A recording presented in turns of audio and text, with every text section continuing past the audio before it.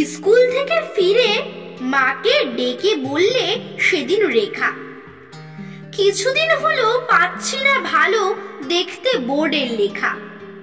মা তো শুনে তার ভেবে সারা, আর মন দুলে ওঠে ভয়ে। এক ফোঁটা মেয়ে এই গত মাসে পড়েছে মাত্র 6। এই বয়সে চোখের ডিফেক্ট, বড় কিছু ঘটে পাছে। মা তাকে নিয়েই গেলেন চক্ষু চিকিৎসকের কাছে।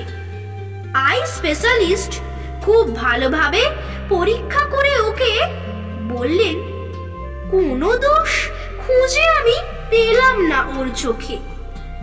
তারপরে ফিরে ডাক্তার ধীরে বললেন, শোনো রেখা, বলো কেন তুমি পাচ্ছ না ভালো দেখতে বোর্ডের লেখা? রেগে মেগে রেখা বলল, কি করে দেখি বলো আমি চেয়ে? সামনে আমার বসছে যে রোজই একটা লম্বা মেয়ে। নমস্কার।